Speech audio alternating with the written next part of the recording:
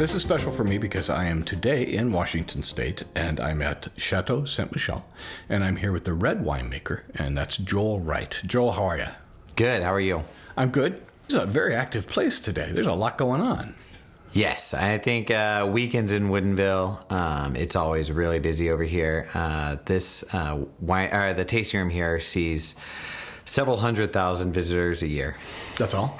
Maybe more than 1 million, but I can't fully speak to the numbers there, but it's a lot. That's a lot. And you are kind of the granddaddy of the area here. That's right. Chateau Ste Michelle is the founding winery in Washington State. We originally, post-Prohibition, made some berry wines, and then I believe in 1967, San Michelle Vintners started, and then in 1976, they built the chateau and rebranded. And part of that rebranding and honoring the chateau, they renamed to Chateau Ste Michelle. I can't help but find how ironic that is, being 1976, the tasting of Paris. Remarkable timing. Yeah. No, it's exactly. A lot of good things happen for domestic wine, or U.S. domestic winemaking. Well, let's talk about you and your particular journey. I always like to find out if you've come from a winemaking family, or if you were born underneath a vine, or how were you bitten by the bug? What was your journey? So I was definitely not introduced to wine as a youngster. In fact, I kind of grew up in a dry household.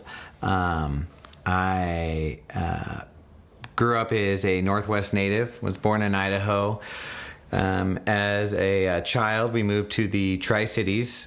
Feels a little bit like full circle. My wife and I and our family just moved back there about 2 weeks ago, as I've been prepping for harvest and getting ready to take this new job on.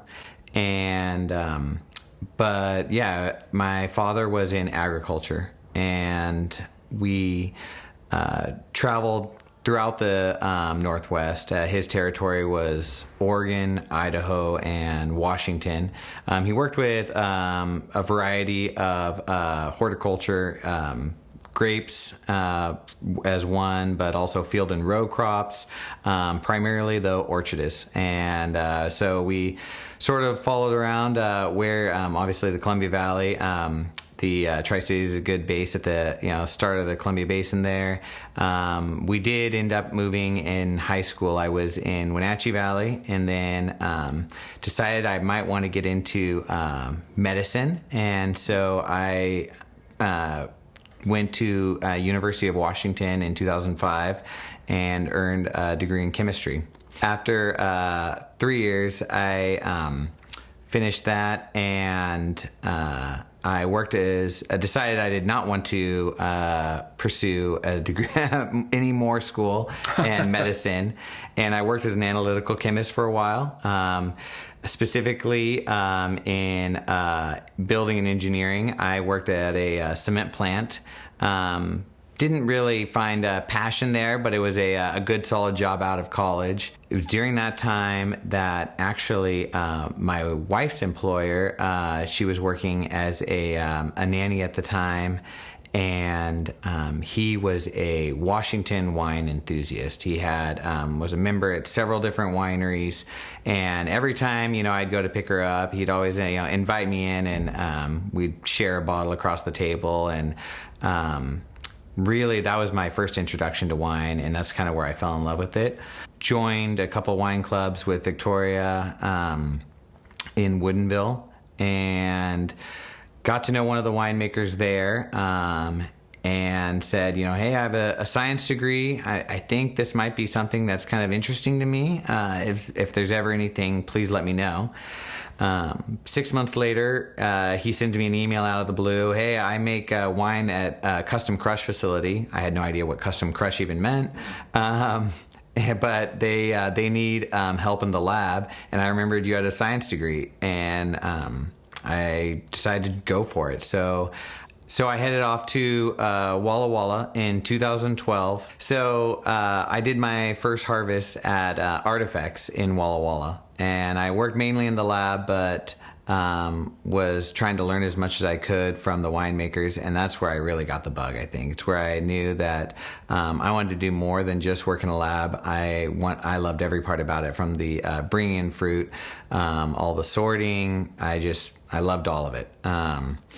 And so the following year, after harvest, came back to Seattle. The following year, I got a job for Jerry Reiner over at Guardian Cellars, and I worked as a harvest intern. Worked my way up to assistant winemaker, and learned a lot. They made wine over in a warehouse that had multiple wineries around it, and that was a perfect spot for me to learn because they were friends with Lynn Scott over at Sparkman Cellars, Erica Orr at Bear. These people ended up becoming sort of my mentors. I joined tasting groups and really, started working on defining my palate and learning how to make good wine and multiple styles. In 2018, an opportunity came up to take the production winemaker job in Pepperbridge Winery and Amavi Cellars over in Walla Walla. I loved it. It was going to Walla Walla. It was a little bit of, coming back to the spot I first did my first harvest. From the moment I was there, I knew I wanted to be back and make wine where the vineyards were. A position opened up in 2021 at North Star Winery, which is a luxury brand of where we are here at Ste Michelle Wine Estates. Chateau Ste Michelle is also in that same family. And I took that job and learned a lot under David Murfeld, the head winemaker there. And this past year, Katie Nelson, the vice president of winemaking, approached me and asked if I'd be interested in making a change, moving over a little bit closer to where we make wine in Eastern Washington for Chateau Ste Michelle, and I jumped at that. So that's kind of what's brought me to this point. And you're very specific to red. Was that a choice? Was that simply what the job opening was? How did that work out?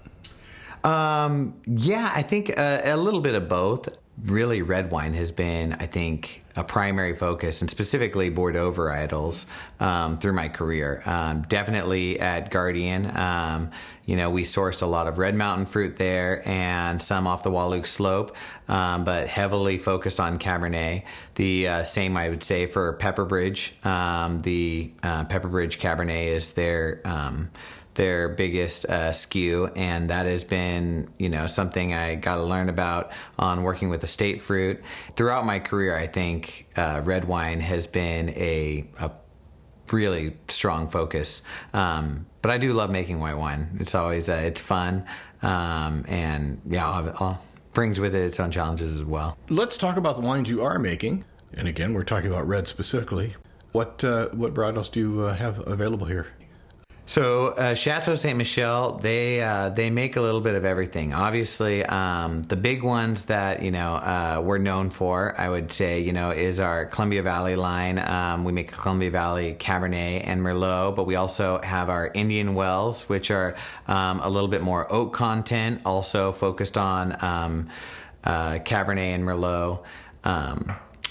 In our high-tier single vineyard wines, we have a little bit more freedom as winemakers to sort of make what we want. And in that, we really do make a little bit of everything. We have a Gamay, Bernarda, which is fun, a Spanish grape, Cinsault, GSMs, kind of a little bit of whatever, as well as focusing on making some, single vineyard only cuvées, which is really fun. So have you ever run into a grape that really challenged you, that you were either not sure you wanted to take it on or simply threw your arms up in the air and said, nope, not going to do it?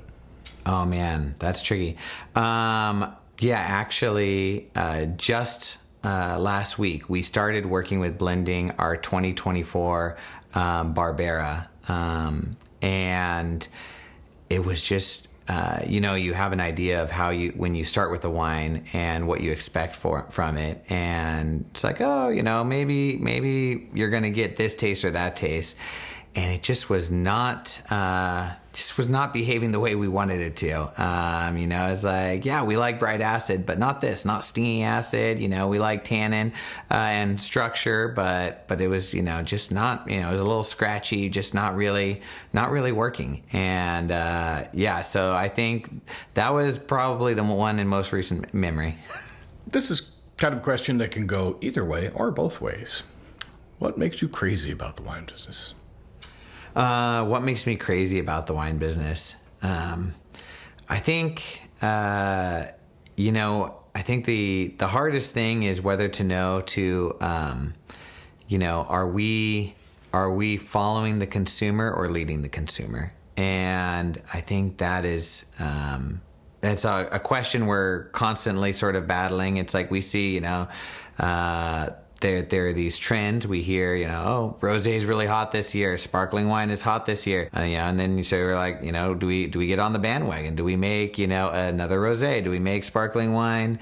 Or do we continue to stick to our guns and work to our strengths, make what we're good at?